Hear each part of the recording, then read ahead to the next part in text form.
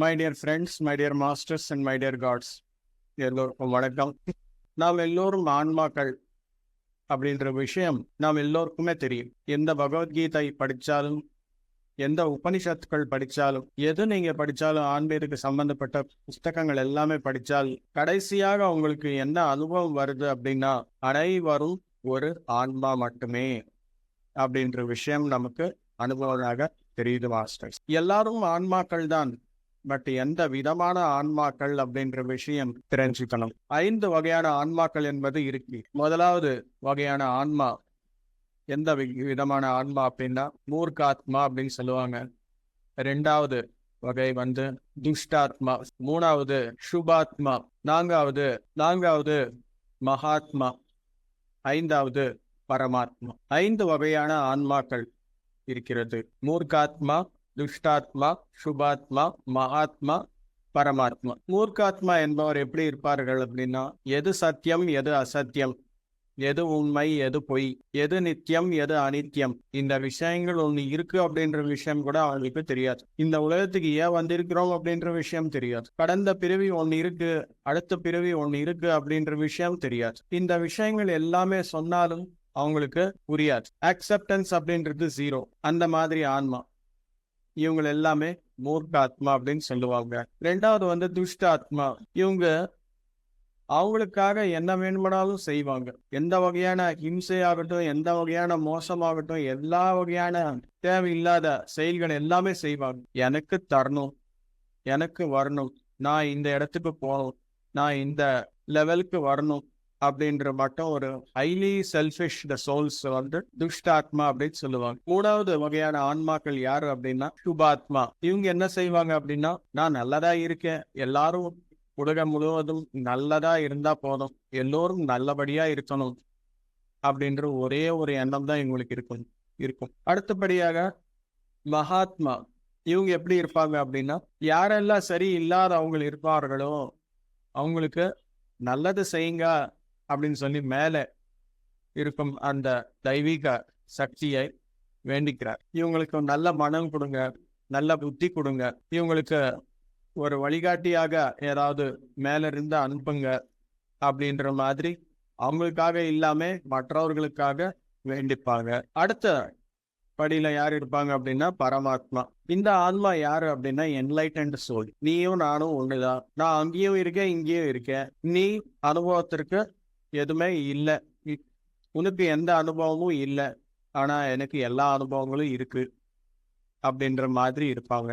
எல்லாருக்குமே, எல்லா வகையான ஆன்மாக்களுக்கும் இந்த பரமாத்மா என்பவர் வழிகாட்டியாக இருப்பார்கள். ராமாயணத்துல இருக்கிற அந்த பாத்திரங்கள் வச்சு நாம இந்த 5 வகையான ஆன்மாக்கள் யாரு அப்படின்ற விஷயம் நமக்கு புரியுவார். கும்பகர்ணர் யாரு அப்படின்னா மூர்க்காத்மா. சாப்பிடாரு, தூங்குறாரு, அவங்களுக்கு அப்படின்ற ஒரு புத்தி இருக்காது. அண்ணன் எது சொல்லுவாங்களோ அது பண்ணி திரும்பி தூங்கிடுவாங்க. போய் அவங்கள அடிச்சுட்டு வா போய் அப்படின்னு சொல்லி ராவணர் சொன்னாக்க அங்கே போய் அவங்கள அடிச்சுட்டு கொலை பண்ணி வந்துடுவாங்க. யாராவது சாப்பிட்றதுக்கு கொடுப்பீங்களா அப்படின்னு சொல்லி கேட்டு சாப்பிட்டு தூங்கிடுவாங்க. அவ்வளவுதான். ஏன் அந்த மாதிரி செய்யணும், ஏன் சொல்றாரு? இந்த வகையான தேவையில்லாத இம்சை நம்ம பண்ணும் போது நமக்கு ஏதாவது கர்மா வருதா? எதுவுமே தேவையில்லை உங்களுக்கு. கும்பகர்ணர் என்பவர் மூர்க்காத்மா. அடுத்த ஆன்மா துஷ்டாத்மா யாரு அப்படின்னா ராவணர். நான் ஜெயிக்கணும், அவ்வளவுதான், மீதி யார் எங்க போனாலும் எனக்கு அது ஒரு பிரச்சனையே கிடையாது. யுத்தம் செய்தார். எதுக்காக யுத்தம் செய்தார் அப்படின்ற விஷயம் முழுமையாக தெரியல, ஆனா நான் ஜெயிக்கணும் அப்படின்ற ஒரே ஒரு எண்ணம் தான். அதுக்கு எந்த வகையான ஹிம்சை வேணும்னாலும் நான் பண்றதுக்கு ரெடி அப்படின்ற மாதிரி துஷ்டாத்மா என்பவர் செய்வாங்க. அதுக்கு எடுத்துக்காட்டாக ராமாயணத்தில் யார் இருக்காங்க? ராவணர். அடுத்த வகையான ஆன்மா சுபாத்மா.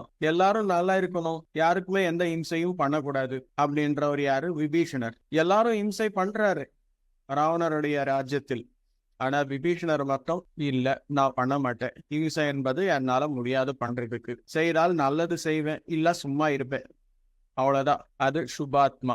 அடுத்தது மகாத்மா. இவர் யாரு அப்படின்னா ஹனுமந்தர், ஆஞ்சநேயர். எல்லாமே நல்லதுதான் செய்வாங்க. உட்கார்ந்து சுவாசத்தை கடைபிடித்து தியானத்துல இருப்பார். எல்லாருக்குமே நல்ல புத்தியை கொடுங்க அப்படின்னு சொல்லி கேட்பாங்க. அதுக்கு அடுத்தது பரமாத்மா யாரு அப்படின்னா ஸ்ரீராமர். இவங்க என்ன செய்வாங்க? கடந்த காலத்து பற்றியும் தெரியும், நிகழ்காலத்து பற்றியும் தெரியும், எதிர்காலமும் தெரியும். சத்தியம் எது, அசத்தியம் எது, நித்தியம் எது, அனித்தியம் எது, இந்த விஷயங்கள் எல்லாமே புரியுது ராமருக்கு. எது பேசணும், எது பேசக்கூடாது, ஒரு செயல் செய்யறாரு அப்படின்னா எதுக்காக செய்கிறார் அப்படின்ற விஷயம் முழுமையாக தெரியும். யுத்தம் பண்றாரு, எதுக்காக பண்றாரு அப்படின்ற விஷயம் எல்லாமே தெரியுது. யாருக்கு என்ன சொல்லணும் அப்படின்ற விஷயம், எந்த வகையான ஆன்மாக்கு எந்த வார்த்தைகள் சொல்லணும் அப்படின்ற விஷயம் எல்லாமே தெரியுது. அந்த மாதிரி கேரக்டர் தான் ஸ்ரீராமர். நாம் எந்த மாதிரி கேரக்டர் அப்படின்னு, we are all in the state of Mahatma and பரமாத்மா, my dear friend. தியானம் உங்களுக்கு வந்திருக்கு, உங்க முன்னாடி யாரோ ஒருத்தர் சொல்றாரு, நீங்க தியானம் பண்றீங்க அப்படின்னா யூ ஆர் மகாத்மா. நீங்க தியான பிரச்சாரம் செய்றீங்க, 4 பேருக்காக நல்லது நடக்கணும் அப்படின்னு சொல்லி உங்களுடைய சொல்லு பர்ஃபெக்டா இருக்குது அப்படின்னா, எது சத்தியம், எது அசத்தியம், எது நித்தியமானது, எது அனித்தியமானது அப்படின்ற விஷயங்கள் உங்களுக்கு முழுவதும் தெரிஞ்சால் நீங்க தான் பரமாத்மா, மை டியர் மாஸ்டர்ஸ், வேற யாரும் கிடையாது.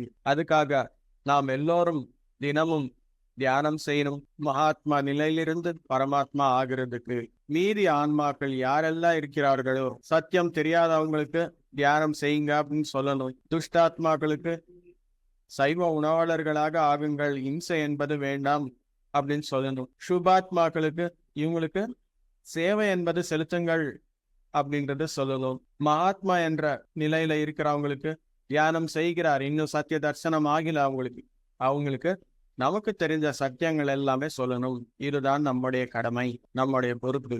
அதற்காகவே வந்துள்ளோம் மாஸ்டர்ஸ். பரமாத்மாக்கு மட்டுமே புத்தி என்பது நல்லா இருக்கும், மீதி எல்லா ஆத்மாக்களுக்கும் புத்தி என்பது இல்லை. இந்த புத்திக்காக தான் தியானம் என்பது செய்யணும். தியானம் செய்தால் மலர்களை மலரும் போல் நம்முடைய புத்தியை வளரும். அதற்காகவே தியான பிரச்சாரம் செய்யணும். சைவ உணவாளர்களாக ஆகுங்கள் அப்படின்னு சொல்லி சைவ உணவின் பற்றி சொல்லணும். புத்தகங்களை வாசியுங்கள் அப்படின்னு சொல்லணும். இது எல்லாமே யார் சொல்றாரு அப்படின்னா பரமாத்மாவுடைய தர்மம். நாம் எல்லோரும் அந்த நிலையில இருக்கிறோம் masters. we are all divine beings, spiritual beings. இந்த உலகத்துல ஹியூமன் எக்ஸ்பீரியன்சஸ்க்காக வந்திருக்கிறோம். இதுதான் சத்தியம். Thank you my dear masters. எல்லோருக்கும் வணக்கம்.